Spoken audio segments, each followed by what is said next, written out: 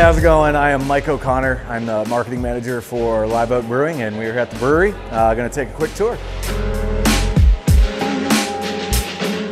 So at Live Oak, we've been in business for 21 years. One of the biggest points of pride that we have for the brewery is that we are consistent.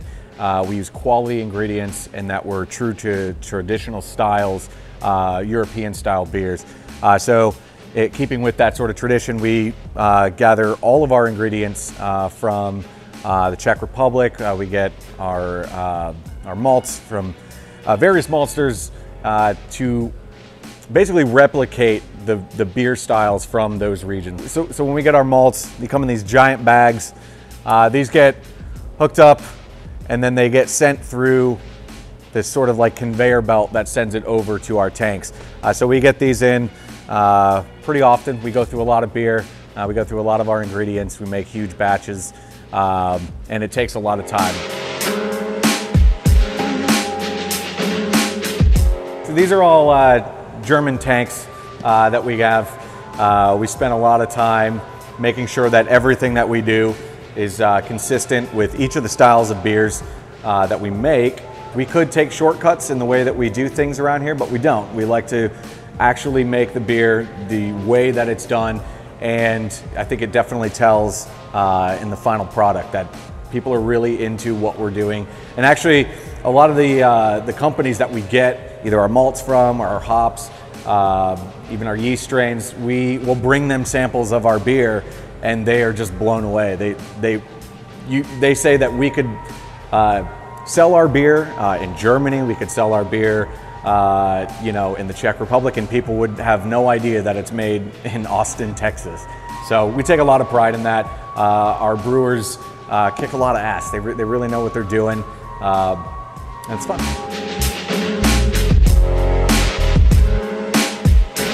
So then here we've got our lagering tanks.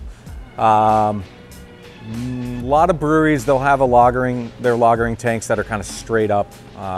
We like to use horizontal lagering tanks. You get a lot more surface area for the yeast and the sugars, and basically this is how the alcohol level goes up. But these are actually, most of them are repurposed from dairy farms. So these at one point held milk. Yeah, this is where our beers will sit anywhere between 4 to 6 weeks, depending on what it is. Some of our other beers might sit in these tanks for a little bit longer. And then once it's done here, then it gets sent over to our bright tanks over here. This will be the final stage. And actually the cool thing about Live Oak too is we self-distribute. Everything we do is through us.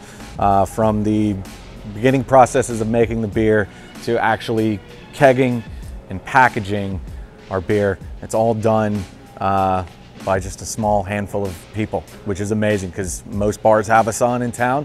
Our distribution team, sales team, it's all in-house. So we're the ones that are delivering our beer. We're the ones that are cleaning the lines. We're the ones that are making sure that everybody continues to get our beer. This guy over here, this is I think they call it the squid or the octopus, but this thing just fills up our kegs. You just hook them up, and it's easy. So this is our canning line.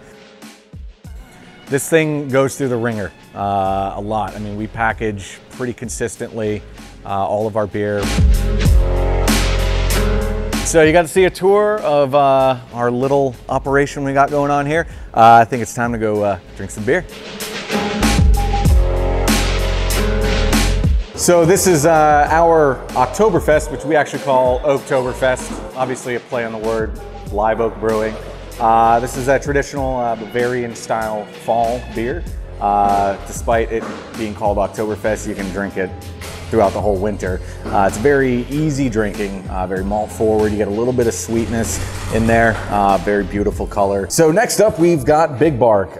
Big Bark is one of the first beers that we started brewing. It is a Vienna style lager.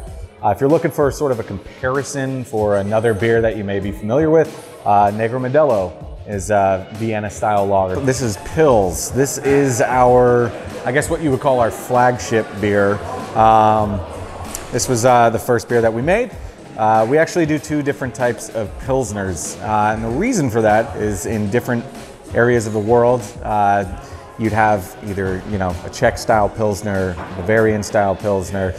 So next up is our Hefeweizen. Now earlier I mentioned that Pils is our flagship, but Hefeweizen is the one that we are most known for. According to Beer Advocate, if you like to follow beer ratings and beer reviews, it is the 2nd highest rated Hefeweizen in the world, and we take a lot of pride in that because we only distribute here in Texas. So that's a big deal to us. It's a Bavarian style Hefeweizen. This is the beer that keeps our lights on. This is the beer that we sell the most of, and there's a good reason why. We use very high quality ingredients. We do it right. Thanks for watching, and we hope to see you out here at the brewery. We are right across the street from the airport, or like I said, you can check us out at Brass Hall for the whole month of November. All of our beers are going to be on special.